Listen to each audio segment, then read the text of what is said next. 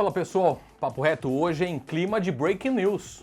E por quê? Porque o mundo do futebol foi sacudido por essa informação, aliás, vinda do próprio Barcelona, que o clube catalão e Lionel Messi, seu maior jogador da história do time catalão, encerraram o vínculo contratual. Aliás, encerraram não, o contrato já não existia e Barcelona e Messi estavam ali quase renovando, quase fazendo um novo contrato. Mas para surpresa de todo mundo, Barcelona anunciou que Messi está liberado, está livre no mercado, que clube e jogador não se entenderam, portanto está encerrada a história de Lionel Messi no Barcelona. E aí eu decidi fazer esse vídeo para vocês, mas para tentar entender, explicar o que estaria por trás desse final de relacionamento, né? Desse final de história tão bem sucedida, tão feliz, que marcaram esses... Lionel Messi chegou no Barcelona em 2021 anos de relacionamento entre o camisa 10 e o clube catalão. Bom, turma, para tentar entender o final desse casamento, a gente precisa ter muito claro na cabeça o que representa aquele termo fair play financeiro. Muita gente já ouviu falar, tal, tem uma ligeira ideia, mas não entende muito bem o que isso significa. Bom, rapidamente, resumidamente, o fair play financeiro existe para criar um limite de gastos para os clubes de futebol. E cada um tem o seu. E como que isso é calculado? Com base na sua receita. Então você não pode gastar X% a mais do que você recebe. Para evitar aquelas loucuras de você fazer contratações absurdas que quebram o clube e aí você deixa a dívida para o próximo presidente pagar. E assim uma sucessão de vários presidentes pensando dessa forma, quando chega lá na frente você tem um monte de clubes quebrados. A gente aqui no Brasil parece que é bem familiarizado com esse tipo de história, não é mesmo? E o Messi tinha o grande salário, o principal salário, o maior salário do Barcelona, que ficava ali em torno de 50 milhões de euros por temporada.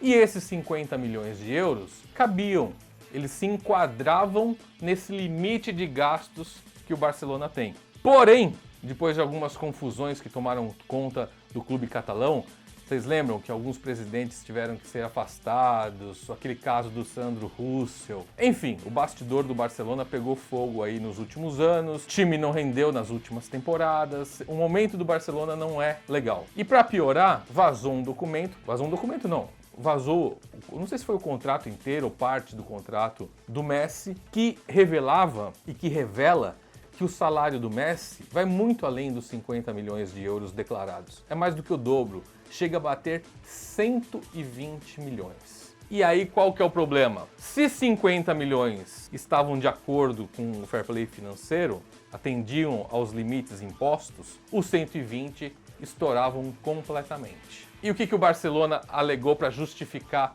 essa diferença? Porque se você tinha 50 de um lado, 120 do outro, você tinha que explicar essa diferença de 70.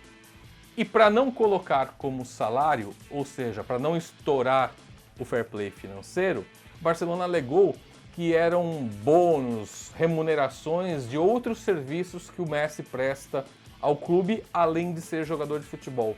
Aí você vai me perguntar, bom, mas além de ser jogador de futebol, o que mais que ele é? Aí eles colocam ali embaixador da marca Barcelona, direitos de imagem. Eles vão inventando uma série de terminologias para justificar essa diferença. Mas uma vez que isso veio a público, neste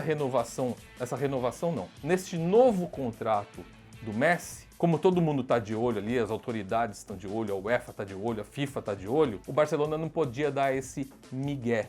Então ele teria que registrar o salário integral do Messi.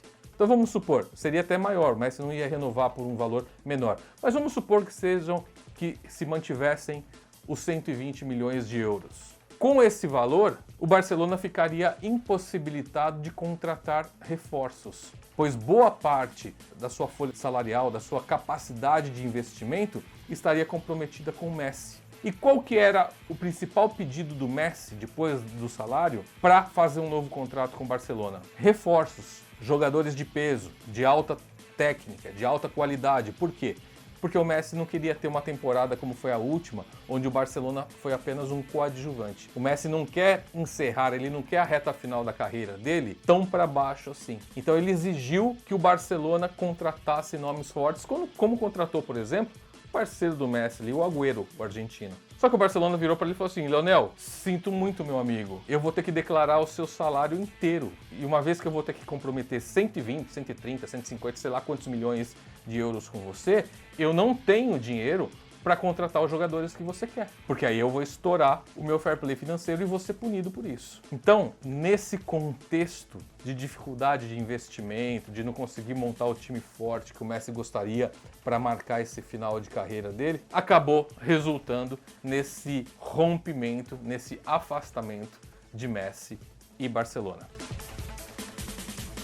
Aí vem a próxima questão, inevitável. Para onde vai Lionel Messi? Bom, por enquanto são 3 opções principais. A óbvia, ele adora o Guardiola o adora. Manchester City, onde o Guardiola trabalha e é técnico, tem dinheiro para contratar o Messi, então o time inglês de Manchester é uma das opções. A outra é ir para a MLS, o futebol, o campeonato norte-americano, que também tem grana, alguns jogadores já semi-aposentados jogando por lá. E a terceira, e que eu considero a mais provável, é que ele se junte a Neymar e Mbappé no PSG. E por que eu considero o time francês a opção mais provável? Bom, eu descarto o futebol norte-americano. Eu acho que o Messi ainda tem muita lenha para queimar, até pelo fato dele ter exigido no Barcelona um time competitivo, ou seja, ele quer disputar títulos, ele quer disputar os principais campeonatos, ele não vai abrir mão de uma Champions League. Então, nesse momento, não é a situação ideal para o Messi ir para os Estados Unidos. Então, até por toda a exigência que ele fez para o Barcelona, fica claro que ele quer continuar no futebol europeu. Entendo que ele pode até ficar ali cativado por trabalhar novamente com o Guardiola. No City, o campeonato inglês é o mais badalado, é o mais rentável do mundo. Porém, existe uma obsessão do proprietário do Paris Saint-Germain de fazer esse time campeão da Champions League. E essa é a cartada que falta para o PSG. Se poderia existir uma cartada, seria trazer Cristiano Ronaldo ou Lionel Messi. E com uma porta aberta como essa, entendo que o Paris Saint-Germain não vai poupar esforços para fazer o Messi integrar a equipe ao lado de Neymar, Mbappé e outros craques, para finalmente dar essa arrancada e conquistar esse sonhado, aliás, não é nem sonhado, é uma obsessão esse título da Champions League.